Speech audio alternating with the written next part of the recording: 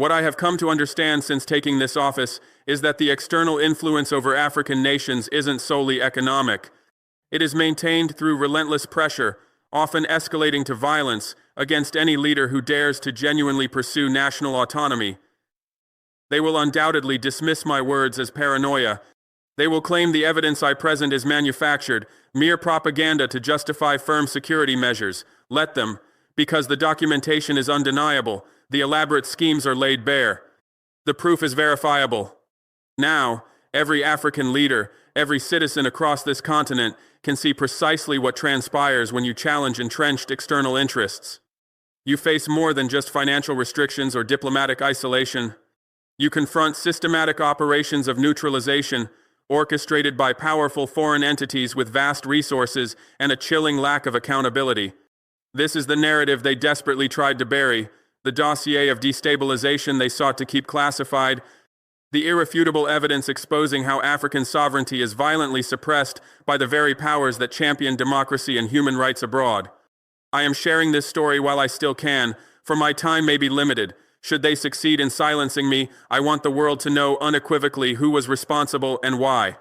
This is not baseless fear, it is concrete evidence. Allow me to guide you through the revelations, every intricate plot, every compromised individual, every resource expended, every communication intercepted. And let me introduce you to the constellation of external actors who deemed one African president's pursuit of self-determination too dangerous to tolerate. They desired this secret to remain hidden. I am bringing it into the light, because the only true defense against such designs is to make their execution politically untenable. So here it is, a comprehensive exposé, detailing how the promise of external democracy can be a death warrant for African independence. They sought to act in the shadows. I am exposing them in broad daylight. Let us begin with how this critical information came into our possession, a story that itself illuminates the sophistication and pervasive nature of the operations against us. In March 2024, my Director of National Intelligence entered my office carrying a data drive and an expression I had never witnessed before.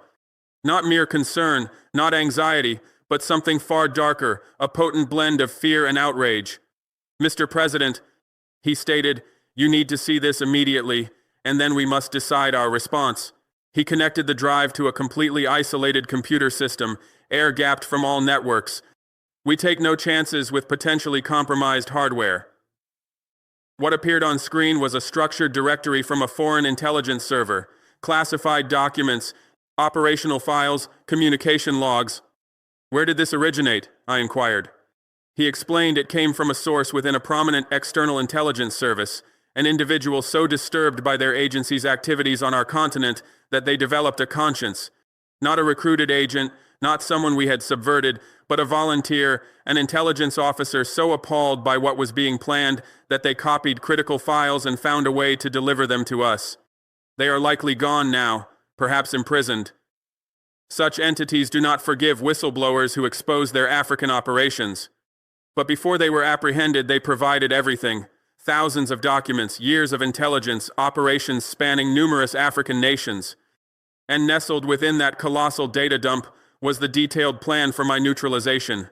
This scheme was initially conceived by a major external intelligence service, but it had been disseminated among several partner agencies through intelligence sharing agreements.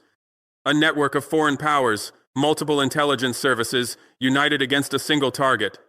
The documents we acquired included internal memoranda from the primary agency discussing elimination options for me dating back to October 2022, barely a month after I assumed leadership. They were already strategizing my removal before I had even solidified control.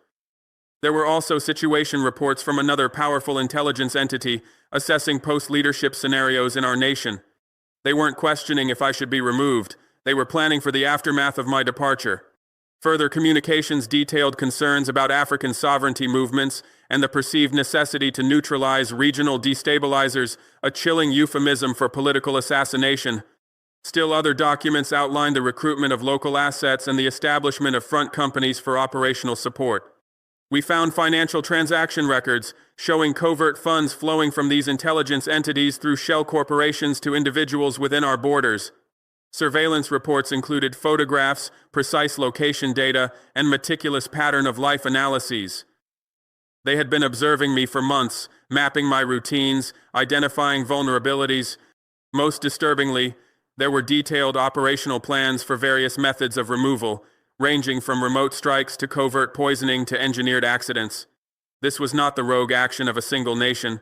This was a systematic, well-funded multinational conspiracy to undermine an African head of state, and it is all meticulously documented. Every meeting, every communication, every financial transfer, every recruited operative. We dedicated 3 weeks to verifying the authenticity of this material, cross-referencing names, confirming financial flows, and validating operational details against events we had experienced. Every piece checked out. The file was genuine. At that point, I faced a crucial decision. Should we keep this information secret and use it solely for counterintelligence, or should we go public and expose the entire operation? Most security professionals would advocate for secrecy to exploit the intelligence, neutralize threats discreetly, and protect sources and methods. But I am not most leaders, and this situation transcends my personal safety. This is about exposing a pervasive system, demonstrating to every African citizen what happens when you challenge external dominance, documenting the systemic violence that perpetuates neocolonialism. So, we are releasing it. Not every single page, as some details could compromise ongoing counterintelligence efforts, but enough to prove the coordination, identify the perpetrators, and reveal their methodology. Enough to ensure that if they succeed in killing me, everyone will know precisely who did it. Let me outline each external entity's contribution to this conspiracy, what they provided, why they sought my removal, and how they plan to achieve it.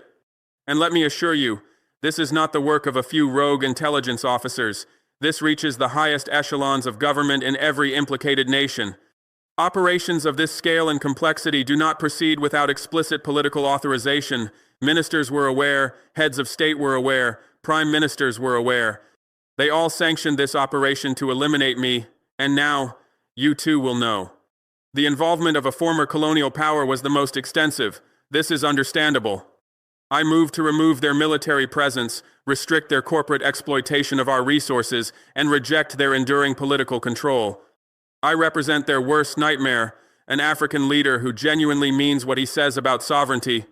The documents reveal that this primary external intelligence service began planning my neutralization within weeks of my taking power.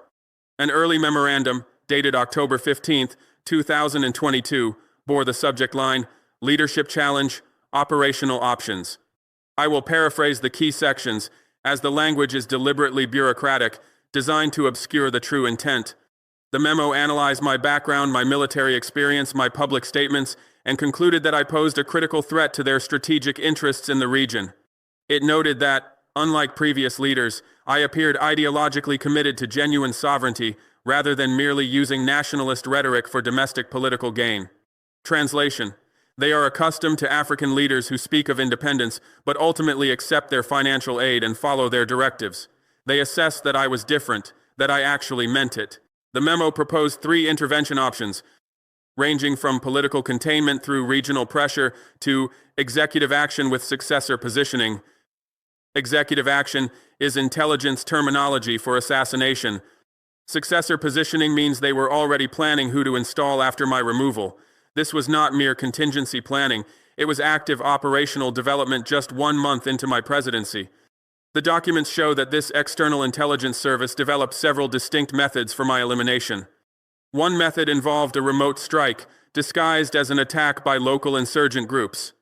They planned to use advanced weaponry to target my convoy or residence, then attribute the incident to terrorist factions operating in the northern areas. The memo noted this method had a high probability of operational success, but carried moderate political risk if attribution failed. They actually calculated the political risk of being caught murdering an African president. Another method proposed covert poisoning via infiltrated palace staff. The plan was to recruit someone with access to my food supply and use slow-acting compounds to simulate a natural illness. This would ensure plausible deniability through prolonged symptoms that mimic disease rather than a deliberate act. The documents detailed specific chemical compounds they considered, chosen for their ability to mimic natural causes of death, making clear evidence of murder difficult for international investigators to find. A third method detailed a staged internal uprising with my neutralization during resistance. They would support military officers willing to launch a coup, then position me as violently resisting the takeover. My death would occur during the ensuing chaos, with the claim that I was killed by my own security forces. This was particularly cynical.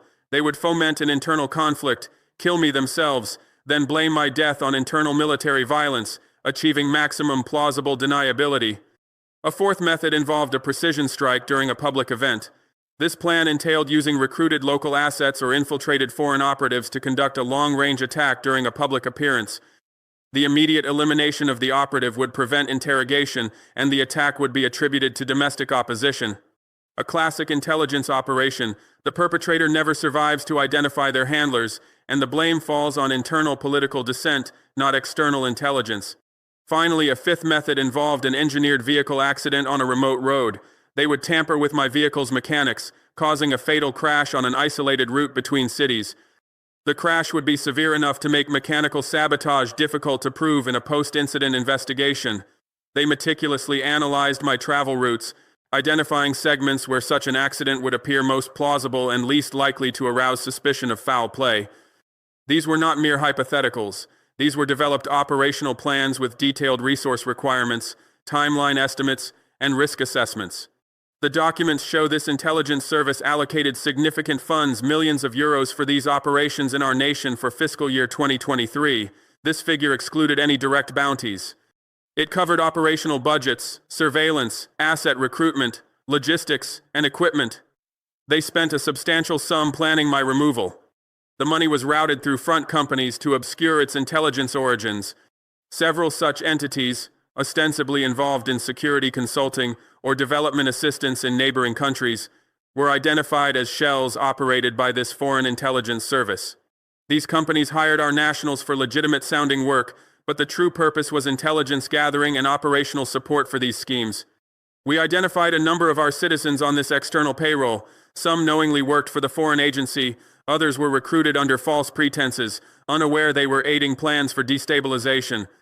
One individual was a palace chef, recruited through a foreign culinary training program that was, in fact, a front. He was offered financial incentives and a visa for his family. His assignment: to provide access to my food for a potential poisoning operation. We apprehended him before he could act. He is now in military custody. During interrogation, he broke down, stating he never intended to harm anyone, only to secure opportunities for his children abroad. They exploited his desperation. This is how such agencies operate. They identify vulnerabilities, financial, personal, ideological, and exploit them to recruit individuals who would otherwise never contemplate such acts. Another was a military officer in presidential security, a career soldier with decades of service. This foreign intelligence service approached him during a training program abroad, claiming I was destabilizing our nation and threatening regional security. They convinced him that my removal was a patriotic duty. They weaponized his loyalty to our country against its chosen leader. He is also in custody, cooperating with investigations, providing further evidence about these external intelligence operations. The documents clearly indicate that this primary foreign intelligence service coordinated its efforts with 3 other agencies, sharing intelligence and dividing operational responsibilities. This is where the true gravity of the situation becomes apparent, revealing that this was not an isolated act by a single nation. This was a coordinated network of external intelligence forces targeting an African leader. The involvement of another major global power was more limited than the primary actor's operations, but arguably more unsettling, as it demonstrates a willingness of a government that claims us as a partner to support the removal of an elected leader. The leaked files include situation reports from this agency, spanning from late 2022 through early 2024. These were not direct operational plans but intelligence assessments designed to support the operational planning of their partners. One assessment, dated early 2023, was titled Political Trajectory, Leadership Stability Analysis. It scrutinized my political standing, military support, popular backing, and vulnerability to removal. A key quote noted, "The current leadership maintains high domestic approval and strong military loyalty. A conventional removal attempt is unlikely to succeed without external support. Alternative removal scenarios should be prioritized." Alternative removal scenarios is a well-known euphemism for assassination. The assessment continued. Post-leadership succession is likely to favor a return to externally aligned governance if the transition is managed proactively. Recommend coordination with regional partners to position acceptable successor candidates. They were planning my replacement and how to ensure my successor would restore our nation to external influence. Another document from early 2023 discussed intelligence sharing protocols for regional operations with other allied intelligence services. It established procedures for sharing surveillance data, operational intelligence, and contingency action planning. This is where the involvement of this global power becomes undeniable. They were not merely aware of the destabilization efforts, they were actively supporting them through intelligence sharing. The document specified that this agency would provide signals intelligence from their vast collection capabilities on our government communications. They are intercepting our calls, our emails, our supposedly secure messages, everything we believe to be private. They are reading and sharing with agencies planning our overthrow. They also provided geospatial intelligence from satellite and drone surveillance. Their satellites and drones track my movements, my routines, my security arrangements, all shared with agencies planning my removal. Furthermore, human intelligence from their assets across the subregion provided on-ground operational insights. They have recruited agents within our nation and neighboring territories specifically to support operations against me. This is not passive intelligence gathering. This is active operational support for political destabilization. One particularly damning document is an internal memo from mid-2023 discussing acceptable risk parameters for partnered elimination operations. It analyzed the political cost if their involvement in my removal became public. Key findings: direct operational involvement carries unacceptable political risk if exposed. The preferred approach is intelligence support to partner services, maintaining plausible deniability.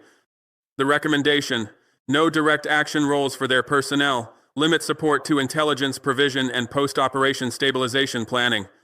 They were not concerned with the morality of removing an elected African leader. They were concerned about being exposed.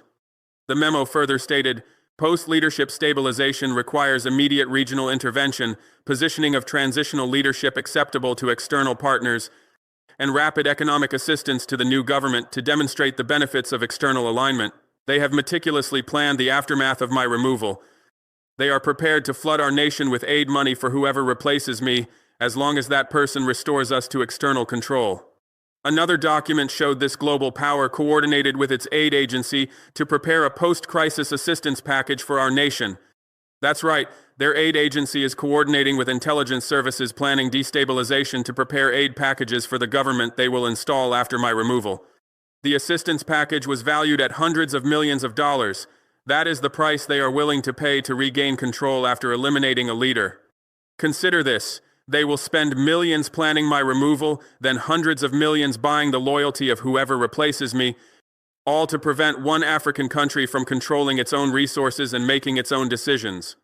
The documents also show this global power provided intelligence to the primary external actor about our burgeoning partnerships with non-traditional allies, details about resource agreements, infrastructure financing, and military cooperation, all of it collected by their intelligence apparatus and provided to support the operational planning of those seeking my removal.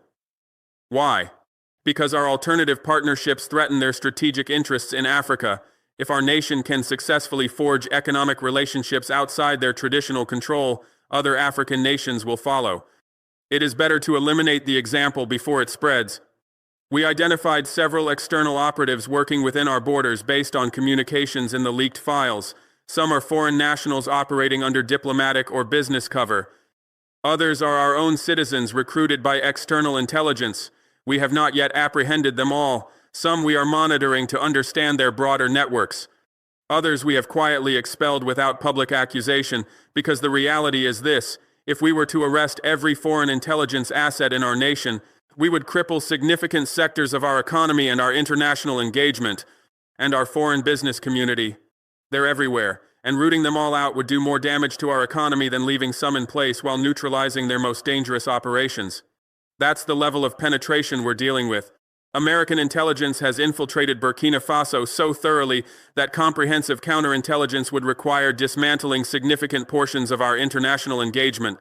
But the most disturbing aspect of American involvement isn't the intelligence support, it's the legal justification. One document references the 2001 authorization for use of military force, the law that gave the U.S. president authority to target terrorists after 9/11. It's been used to justify drone strikes, special forces operations, and targeted killings around the world. The document discusses whether AUMF authority could legally cover action against state actors providing material support to terrorist organizations in the Sahel region. They're trying to legally classify me as a terrorism supporter to justify assassination under American law. Their evidence? That I expelled French troops who were supposedly fighting terrorism, that I negotiated with some armed groups to reduce violence, that I prioritize national sovereignty over cooperation with Western counterterrorism operations. None of that is terrorism support. That's governance. That's diplomacy. That's prioritizing Burkina lives over French strategic interests. But they need a legal fig leaf, so they're constructing a narrative where I'm a terrorism supporter, which justifies killing me under Post-9 divided by 11 authorities. That's how American democracy works in Africa. Assassinate leaders we don't like, claim it's counter-terrorism, face no accountability. The involvement of Israel in operations against me was initially surprising. Burkina Faso isn't strategically critical to Israel. We're not involved in Middle East conflicts. We don't threaten Israeli interests directly. But the documents show Israeli motivation clearly. I represent a model of African sovereignty that threatens Western control, which includes Israeli intelligence interests in Africa. Mossad has been building intelligence networks across Africa for 20 years, selling surveillance technology, training African security forces, establishing relationships that give Israel access to intelligence, influence over African politics, and strategic depth against enemies. My rejection of Western control threatens that entire network. If African nations start asserting genuine sovereignty, they'll question Israeli intelligence presence too. Better to eliminate the threat before it spreads to countries where Israel has deeper interests. The documents show Mossad's role was primarily intelligence provision rather than operational planning. They have sophisticated signals intelligence capabilities from selling surveillance technology to African governments. They use those capabilities to collect information about me. One Mossad intelligence report from December 2022 analyzes my communications, my close advisors, my security protocols, my movement patterns. It's disturbingly detailed. They know which phones I use, which vehicles I travel in, which routes I prefer, which facilities I trust. This wasn't collected through Burkina cooperation. This was collected through surveillance systems Israel sold to other African governments, then used to spy on me. That's the real business model of Israeli technology sales to Africa. Sell surveillance systems to one government, use them to spy on others, leverage the intelligence for geopolitical advantage. Another document shows Mossad identified vulnerability windows in my security arrangements, times and locations where assassination would have highest probability of success. One identified vulnerability: travel between Ouagadougou and northern military zones. Roads are predictable, security is lighter than in the capital, communications are more difficult. They literally mapped where I'm most vulnerable to attack and shared that intelligence with partner agencies planning my elimination. Mossad also provided intelligence about my international partnerships, particularly with Iran. Israel views any African nation developing relationships with Iran as a threat. My decision to accept Iranian agricultural assistance and consider broader cooperation was flagged as a critical concern. One Mossad assessment warns that Traoré model of sovereignty combined with Iran partnership could replicate across Francophone Africa, creating strategic challenge to Western and Israeli interests. That's why they want me dead, not because of anything I've done to Israel specifically, because of the precedent I set for other African nations. The documents show Mossad coordinated with French intelligence on succession management. They're planning who replaces me and how to ensure that person is more cooperative with both Western and Israeli interests. They identified several potential successors within Burkina military and political circles, people they assess as pragmatic and amenable to partnership. Translation: people who'll do what they're told. One name on their succession list was my own defense minister, someone I'd trusted, someone who'd served alongside me. He was approached by Israeli intelligence during a regional security conference, offered support political, financial, military, if he was willing to provide stability after my inevitable removal. He reported the contact to me immediately.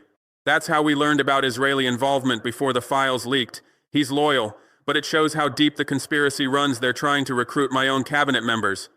We've since purged others who weren't as loyal.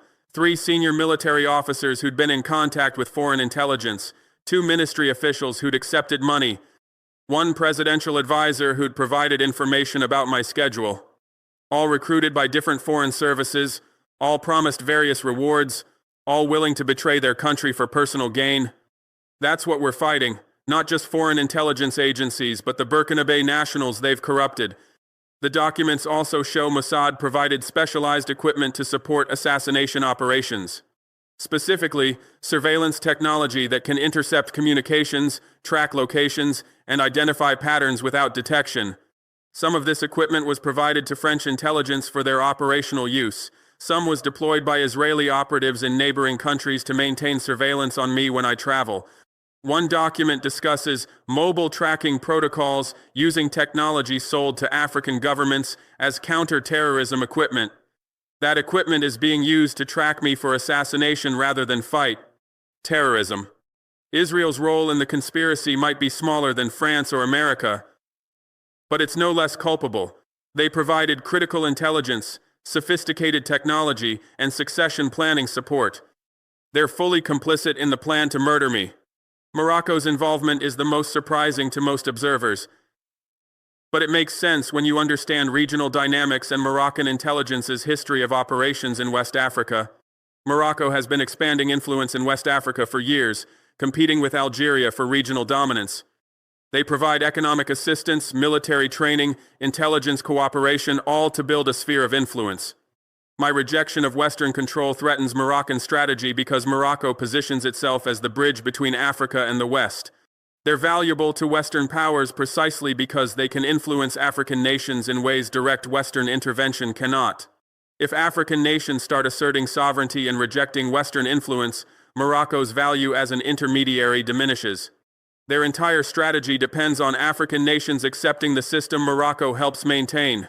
The documents show Moroccan DJED, their external intelligence service, provided operational support for assassination plots.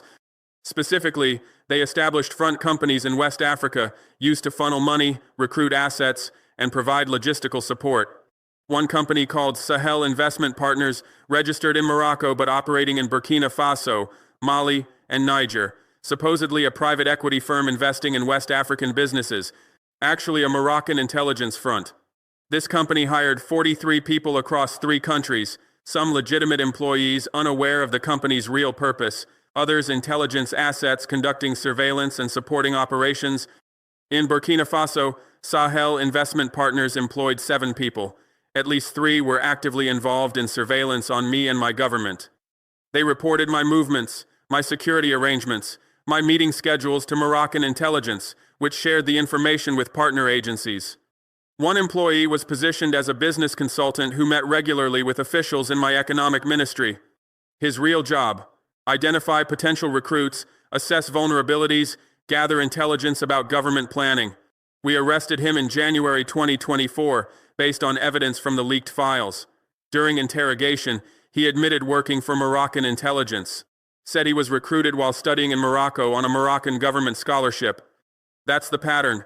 Morocco offers scholarships to young Africans, identifies promising candidates during their studies, recruits them into intelligence work, sends them home as assets. How many African officials serving their governments are actually serving Moroccan intelligence? The leaked documents suggest hundreds across West Africa. Morocco also provided financial services for the assassination operations.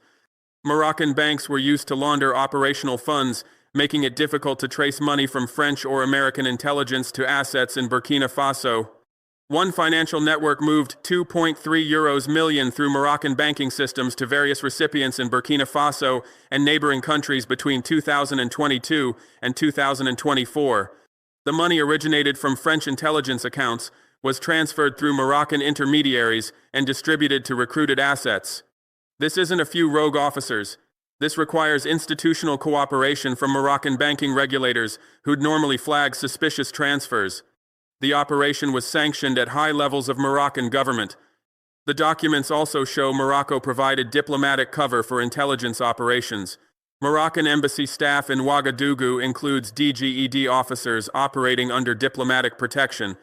They use diplomatic immunity to conduct operations that would be illegal for foreign intelligence officers without diplomatic status.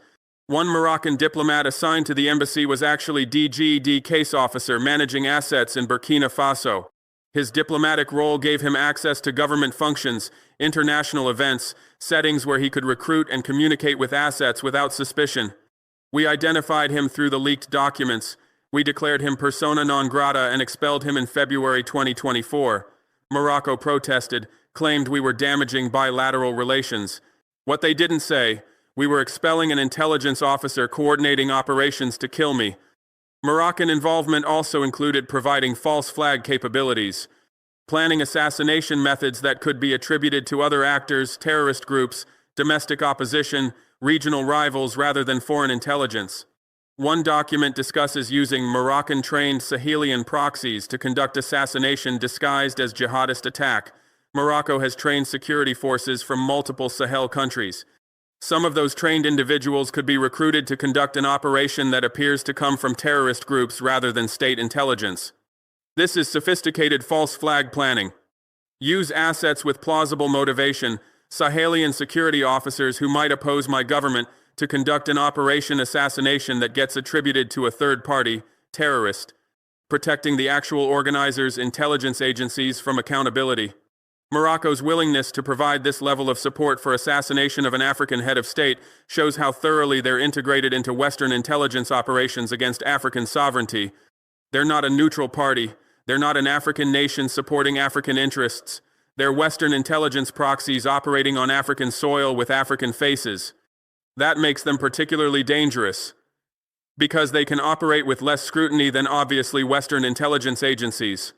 Now let me walk through the 6 specific assassination plots documented in the leaked files, not theories, not allegations, documented operations at various stages of planning and execution. Some were disrupted before implementation, some were attempted and failed, some are ongoing. Yes, there are active operations to kill me right now. I'm telling you about them because exposure is protection. The more people know about assassination plots, the harder they are to execute successfully. Plot 1 was planned for November 2022, just 2 months after I took power. Method: drone strike during a visit to military units in northern Burkina Faso. The plan was sophisticated. Use weaponized drones to strike my convoy while traveling between military bases in remote areas where jihadist groups operate. The attack would be attributed to terrorists rather than foreign intelligence. The drones were to be provided by French intelligence, operated by recruited Burkinabe military officers who'd received drone training in France, launched from a location near the Mali border. After the strike, the operators would destroy the drones and deny any involvement. French intelligence would publicly support the terrorist attribution and offer counter-terrorism assistance to the surviving Burkinabe government. The operation was called Sahel Thunder in the documents. It had a budget of €1.2 million, operational timeline of 6 weeks, and assessed probability of success at 70%. It never happened because I changed travel plans at the last minute. My security team had concerns about the route, not specific intelligence about a drone threat, just general unease about predictable travel in hostile territory. That security instinct saved my life. But I didn't know about the specific threat until the files leaked. The documents show the operation was called off when I altered my schedule. They couldn't reposition quickly enough. And French intelligence decided attempting the operation with altered conditions increased exposure risk too much. They postponed rather than abandoned, planned to retry when circumstances were favorable. Plot 2 was planned for February 2023. Method: poisoning via infiltrated palace chef. This is the operation I mentioned earlier involving the chef recruited through a French culinary program. He was supposed to introduce slow-acting poison into my food that would simulate natural illness over weeks or months. The poison was designed to cause organ failure that would appear consistent with disease rather than toxic exposure. By the time I died, the poison would be undetectable in standard autopsy procedures. The operation was called Silent Kitchen. Budget: €400,000. Timeline: 3 to 6 months from initial exposure to death. Success probability: 55%. The lower probability reflects the difficulty of repeated access, consistent dosing, and avoiding detection through food screening protocols. We caught this plot not through intelligence but through routine security screening. Our palace food security team detected anomalous compounds in food prepared by this chef during random testing. We investigated, discovered his French intelligence recruitment, and arrested him before he could complete the operation. He's been interrogated extensively, confirmed. French intelligence approached him, provided the poison, instructed him on dosage and administration. He was promised 50,000 euros upon my death and relocation to France for his family. The poison itself was provided by DGSE chemical specialists, not commercially available, not a toxin you'd find naturally, a specialized intelligence agency compound. That proves state involvement. No individual actor has access to specialized DGSE chemical weapons. This was an official French intelligence operation. Plot 3 was planned for June 2023. Method: sniper attack during public ceremony. I was scheduled to attend military graduation ceremony at our main training base outside Ouagadougou, public event with thousands attending. Opportunity for long-range attack with high casualty potential and multiple escape routes.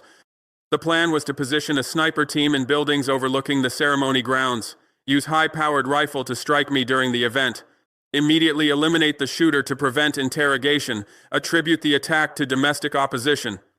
The operation was called Graduation Day. Budget: 800,000 euros. Timeline: 2 weeks of preparation, surveillance, positioning.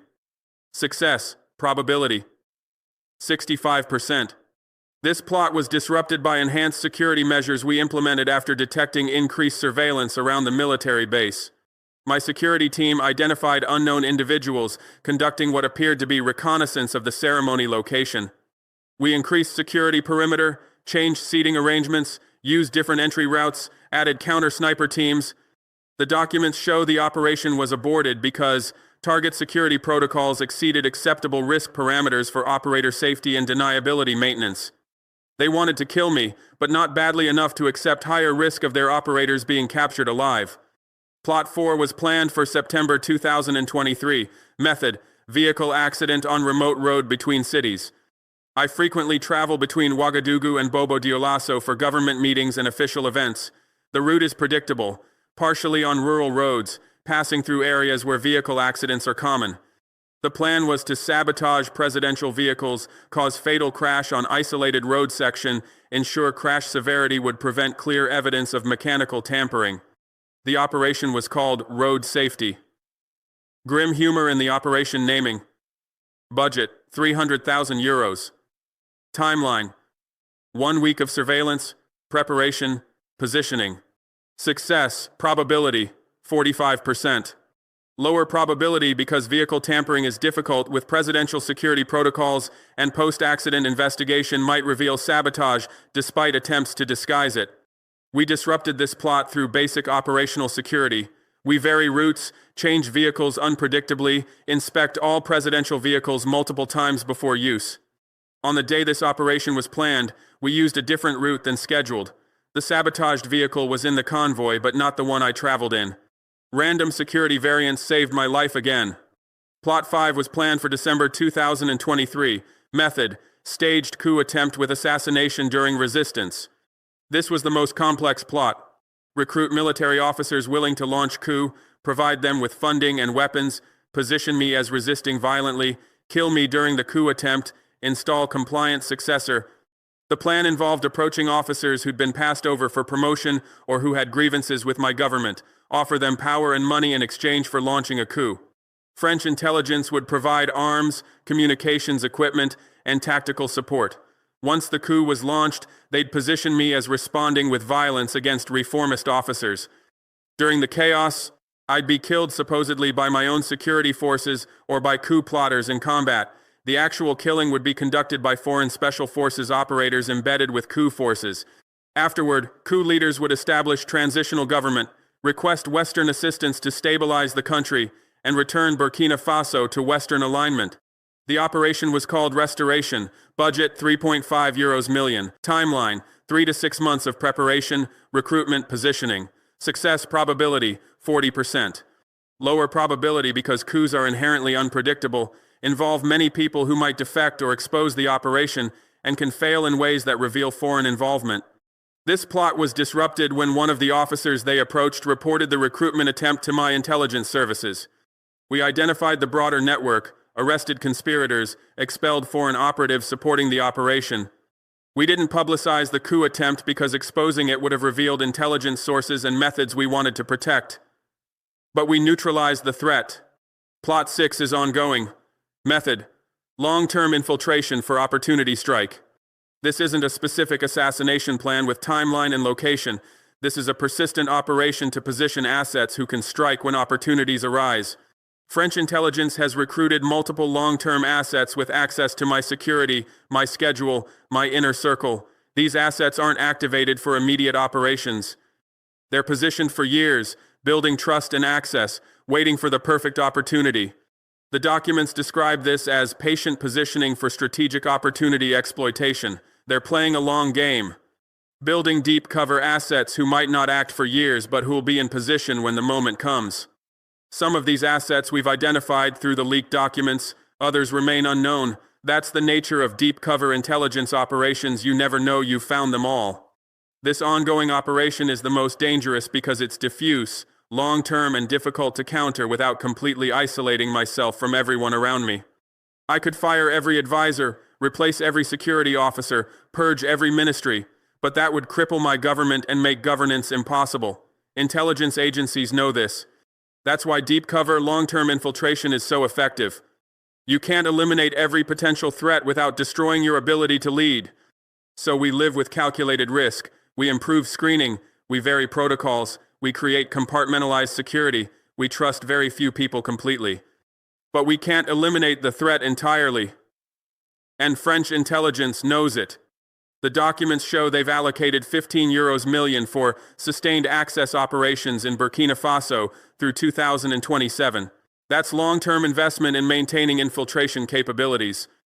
They're patient, they're persistent, they're waiting for me to make a mistake, to trust the wrong person, to establish a predictable pattern they can exploit, and eventually, they'll probably succeed. I'm not being fatalistic, I'm being realistic. Most political assassinations eventually succeed if the targeting is persistent enough. You can disrupt plots, you can maintain vigilance. But maintaining perfect security indefinitely is nearly impossible. That's why I'm making this public now, while I'm still alive to tell the story. So if they do eventually kill me, everyone will know it wasn't an accident, wasn't terrorism, wasn't domestic opposition. It was murder by foreign intelligence agencies. Now let me address the question everyone's thinking. How do I know these documents are authentic? Couldn't this be disinformation? Couldn't someone have fabricated these files to create conflict between Burkina Faso and Western nations? Valid questions. That's why we spent 3 weeks verifying authenticity before I decided to go public. Here's how we verified. First, we cross-referenced named individuals in the documents with known intelligence personnel. 17 names appear in the files: case officers, operational planners, analysts.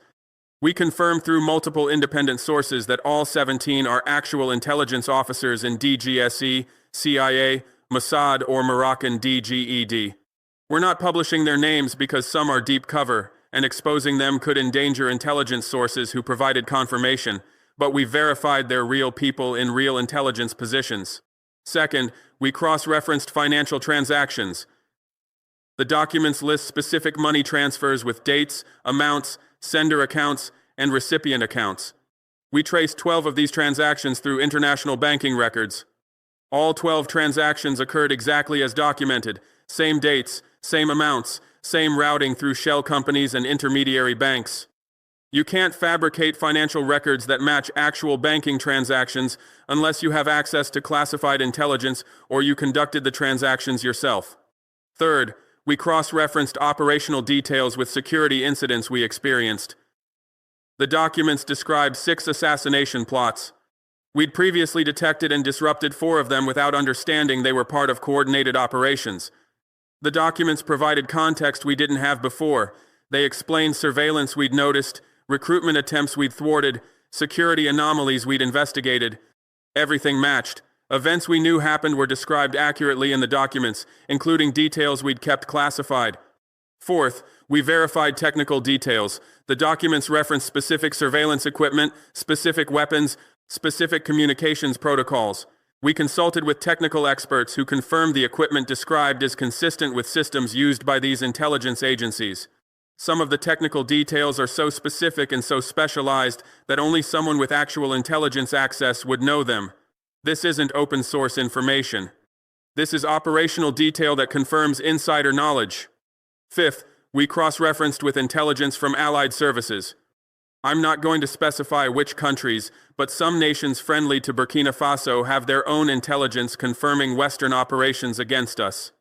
They provided independent corroboration of some claims in the documents. Not everything. They don't have complete visibility into French, American, Israeli, and Moroccan intelligence operations, but enough to confirm the documents align with what they've independently observed. Sixth, we analyze document metadata and formatting. Intelligence agencies have specific document formats, classification markings, distribution protocols. The leaked files match known formats for DGSE, CIA, Mossad, and Moroccan DGED documents. Again, these aren't details available to the public. These are insider details that confirm the documents originated from actual intelligence agencies.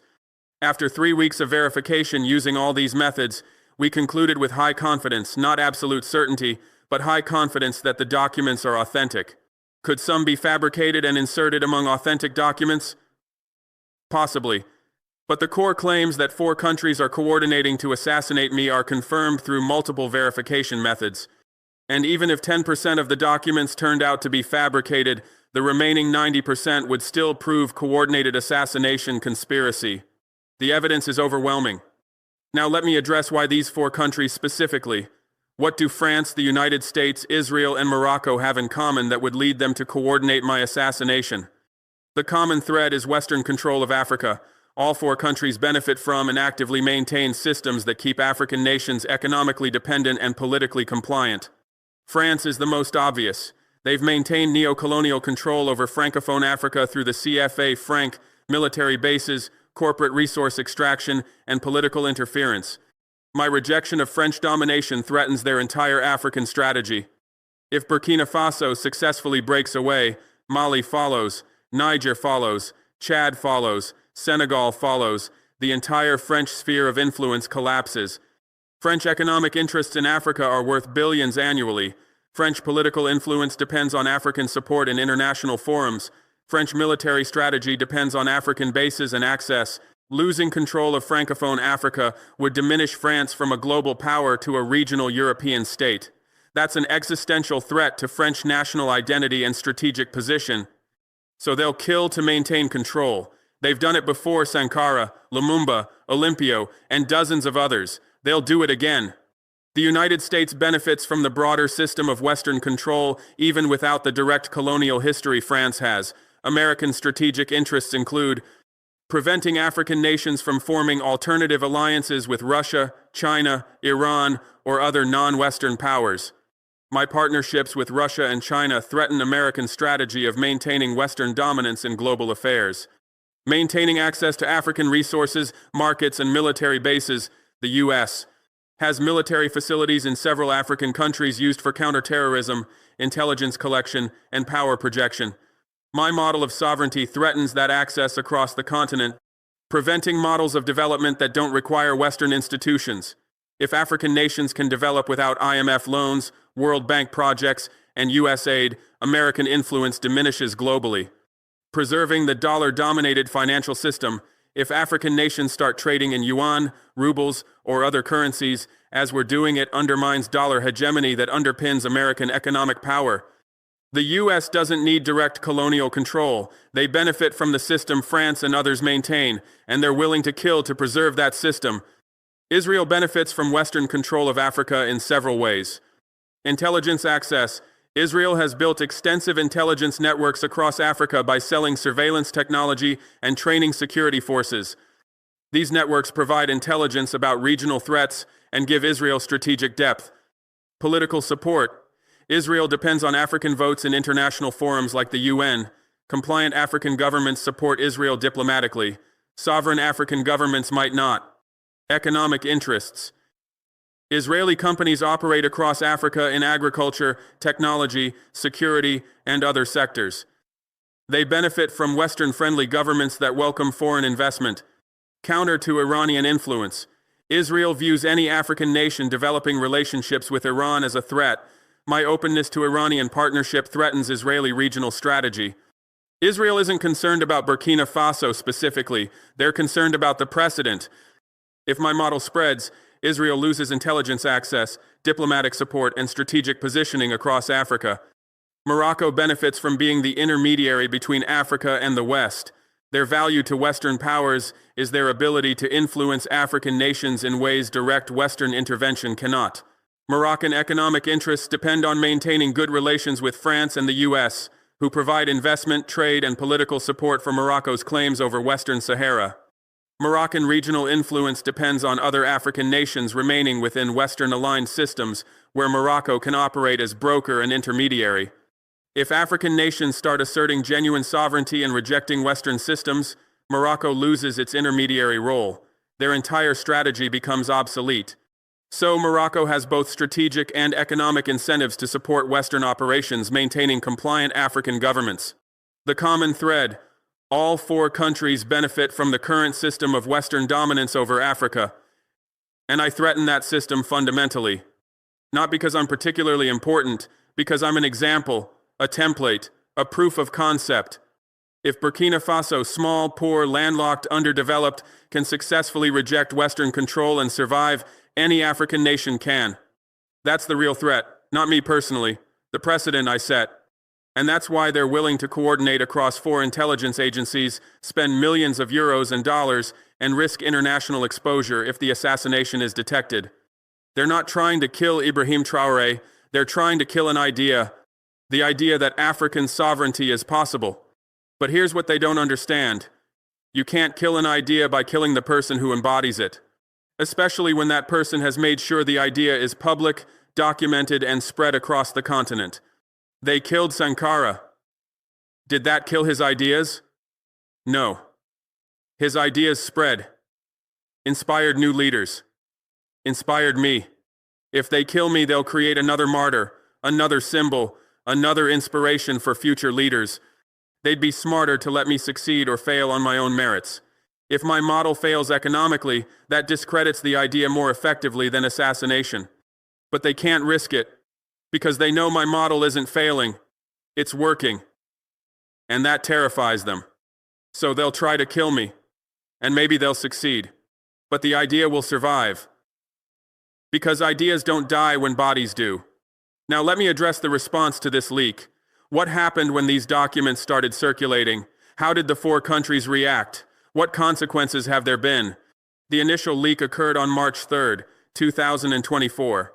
The documents appeared on several websites simultaneously: investigative journalism sites, whistleblower platforms, African news outlets.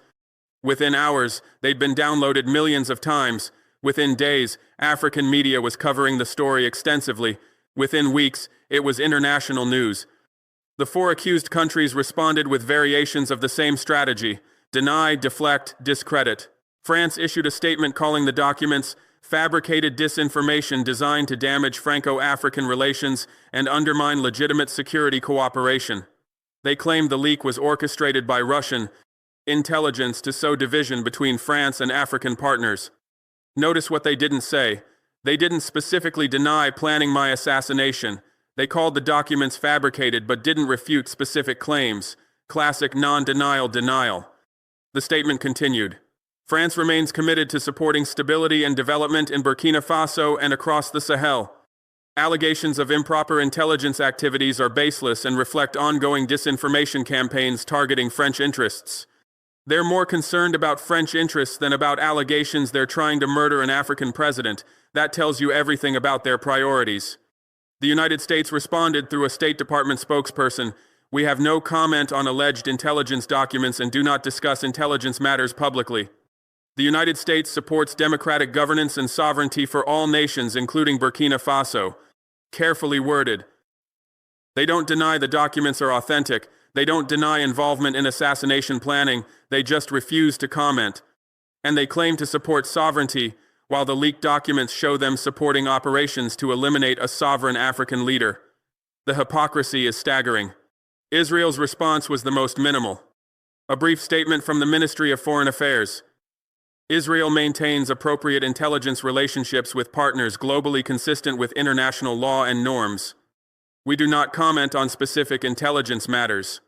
Appropriate intelligence relationships is doing a lot of work in that sentence.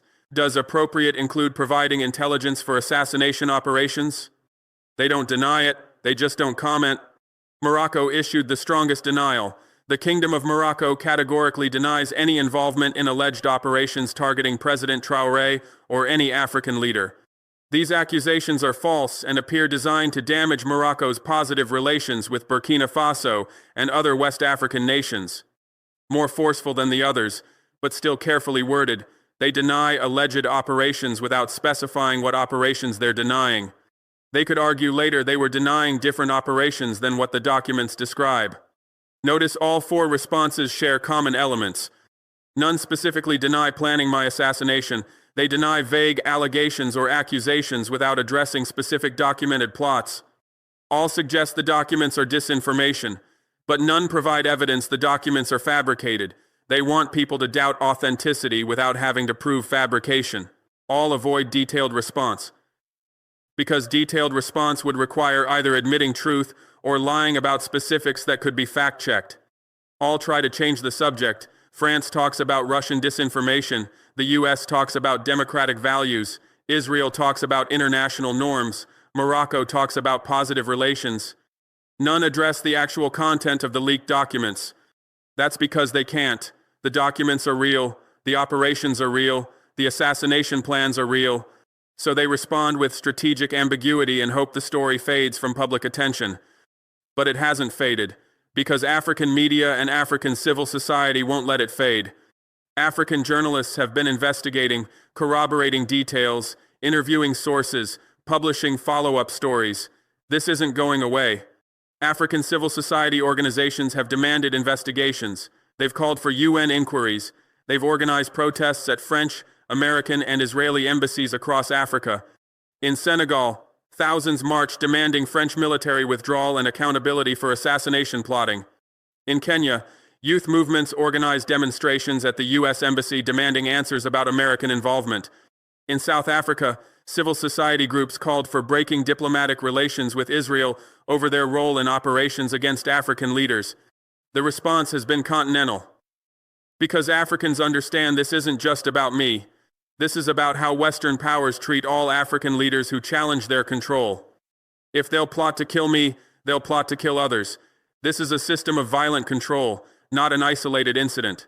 Some Western journalists have covered the story responsibly, investigating, verifying, asking tough questions of their governments, but many have largely ignored it or covered it skeptically. The New York Times ran a piece titled, "Burkina Faso Leader Claims Assassination Plot, but Questions Remain." The headline focuses on questioning the claims rather than the evidence supporting them. The article spent more time discussing my authoritarian tendencies and anti-Western rhetoric than examining the documented assassination plots. That's how Western media protects Western governments. Not by denying outright that would be too obvious, but by emphasizing doubt, questioning sources, shifting focus to the target's alleged flaws.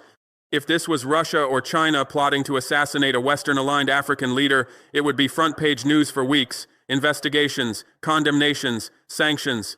But when it's Western intelligence agencies plotting against a sovereignty-minded African leader, its questions remain and allegations disputed. The double standard is blatant. Some African leaders have spoken out. Mali's leadership explicitly condemned the assassination plots and reaffirmed alliance with Burkina Faso.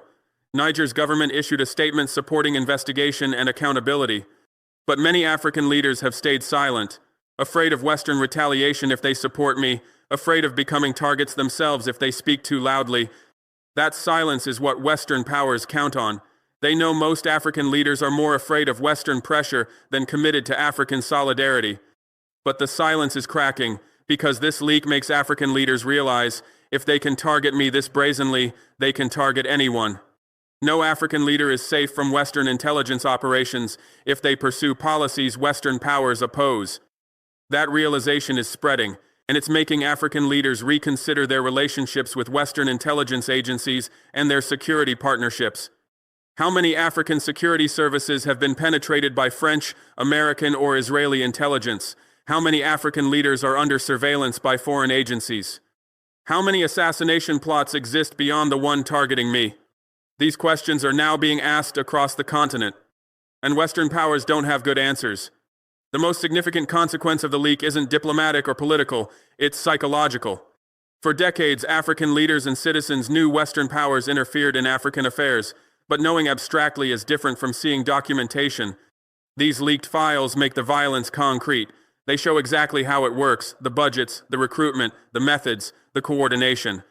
They prove what many suspected but couldn't prove, that Western control of Africa is maintained through violence, not just economics or diplomacy. That psychological shift is permanent. You can't unsee evidence like this. You can't go back to trusting Western partners after seeing documented proof they're plotting your assassination. African leaders who cooperate closely with French, American, or Israeli intelligence now know those relationships could turn lethal if their policies become inconvenient. African citizens who believed Western rhetoric about partnership and development now see the truth. Partnership means submission, and development means exploitation. That's the real impact of this leak, not diplomatic embarrassment for 4 countries, psychological liberation for an entire continent. Africans now know, with documentation, what our oppression looks like, and knowing is the first step to ending it. Let me now address what I'm doing to protect myself, because people ask, if 4 countries are trying to kill you, how are you still alive? What security measures can possibly counter that level of threat? The honest answer, I probably can't counter it indefinitely. But I can make assassination difficult enough and public enough that the costs outweigh the benefits. Here's what we've implemented. Complete restructuring of presidential security. We've replaced personnel, changed protocols, eliminated predictable patterns. Every officer has been revetted. Anyone with unexplained foreign contacts or financial irregularities has been removed. We now use rotating security teams that don't know in advance which team will be protecting me on any given day. That prevents long-term planning by compromised personnel. Enhanced counter-surveillance. We've deployed advanced detection systems for electronic surveillance, biological threats, and mechanical sabotage. Every vehicle is inspected multiple times before use. All food is tested. All facilities are swept for devices. We assume everything is compromised and verify everything. Unpredictable scheduling. We no longer publish my schedule in advance. Meetings are announced last minute. Travel routes are changed without notice. Public appearances are secured with extremely short notice deployment. This makes coordination difficult for assassination plotters who need time to position assets and equipment. Decoy protocols. We use decoy vehicles, decoy security details, sometimes decoy presidential movements. Creating multiple potential targets makes successful assassination more difficult. Limited trusted circle. I've radically reduced the number of people who have access to me or knowledge of my actual schedule and location. This creates operational difficulties. Governing requires delegation and information sharing, but it reduces penetration opportunities. Alternative facilities. I don't consistently use the presidential palace. We have multiple secure facilities that I rotate between unpredictably. Attackers can't position for strikes if they don't know where I'll be. Public exposure as protection. This might seem counterintuitive, but one of my best protections is publicity. The more public my warnings about assassination plots, the harder it becomes to kill me without obvious attribution. If I die in a car accident or sudden illness after publicly warning about assassination plots, nobody will believe it was natural. That raises the cost of assassination. Dead man switches. We've established automated release protocols. If I die or disappear, additional classified information releases automatically. This includes details about Western intelligence operations, recruited assets, financial networks. Killing me triggers intelligence damage to the countries plotting against me. That creates disincentive. Allied protection. We've coordinated with Mali and Niger on mutual security. We share intelligence, provide backup security during travel, coordinate on counterintelligence. If assassins have to worry about 3 countries' security services instead of 1, operations become more complex. Alternative leadership preparation. We've established clear succession protocols and prepared alternative leaders. If I'm killed, the government continues, policies don't change, and the sovereignty project proceeds. This removes the value of assassination. If killing me doesn't return Burkina Faso to Western control, why bother? But even with all these measures, I'm not invincible. Determined intelligence agencies with unlimited budgets and sophisticated capabilities will eventually find a vulnerability. I accept that. I've made peace with probable assassination. What I won't accept is dying without ensuring the mission continues. That's why documentation, public exposure, successor preparation, and automated releases are so critical. My life is less important than the movement I represent. If I die but the movement toward African sovereignty continues and strengthens, my death achieves nothing for the assassins. If I die and African leaders become more afraid to challenge Western control, my death achieves their objective. So my goal isn't to live forever. My goal is to position things so my death doesn't matter. That's the calculus of revolutionary leadership in a neo-colonial system. You're probably going to be killed. The question is whether your killing advances or undermines the cause. Sankara was killed. But his ideas didn't die. They inspired movements across Africa. They inspired me. If I'm killed, I want the same effect. I want my assassination to radicalize a generation of African youth, to prove definitively that Western powers will murder African leaders who challenge them, to make clear that there's no peaceful path to sovereignty under the current system. I'm Captain Ibrahim Traoré. 4 countries are trying to kill me because I threaten Western control of Africa. My assassination file leaked 3 weeks ago. Not rumors, not speculation. Actual classified intelligence documents proving coordinated plans to eliminate me. France, the United States, Israel, Morocco. 4 nations, 4 intelligence services, 1 objective: kill Ibrahim Traoré before his model of African sovereignty spreads. The file is 247 pages, 6 separate assassination plots, 43 recruited assets inside Burkina Faso, $12 million bounty for my successful termination with plausible deniability maintained. Those aren't my words. Those are direct quotes from intelligence communications between agencies planning my murder. The documents detail everything: drone strikes disguised as terrorist attacks, poison through infiltrated palace staff, staged coups with assassination during resistance, sniper attacks during public events, vehicle sabotage on remote roads. They allocated €8.5 million for operations against me, recruited my own chef, approached my defense minister, embedded operatives throughout my government. All documented, all verified, all proven. They wanted this secret. I'm making it public. Because the only defense against assassination is making the plot so public that executing it becomes politically impossible. France is panicking because I expelled their troops and rejected their control. The US fears my partnerships with Russia and China threaten their global dominance. Israel worries African sovereignty will reduce their intelligence access. Morocco collaborates because they profit from keeping Africa dependent. All 4 claim the documents are fabricated disinformation, yet none specifically deny planning my assassination, none provide evidence the files are fake, none address the actual content. Because they can't. The documents are real. The plots are real. The conspiracy is real. And now every African knows what happens when you challenge Western control. Coordinated assassination operations run by multiple foreign intelligence agencies. This isn't about me personally. It's about the precedent I set. If Burkina Faso, small, poor, landlocked, can successfully reject Western control and survive, any African nation can. That's the real threat, not Ibrahim Traoré, the idea that African sovereignty is possible. They can kill me. They probably will eventually. But they've already lost. Because the assassination file is public, because the evidence is documented, because Africans now know exactly what we're fighting against. My assassination could be more powerful than my presidency. Kill me, and you create a martyr who radicalizes a generation. Let me live, and I continue building sovereignty. Either way, the movement wins. They wanted this buried. I exposed it. They wanted me silent. I'm speaking louder. They wanted me afraid. I'm defiant. This leaked file is the most important document in modern African history.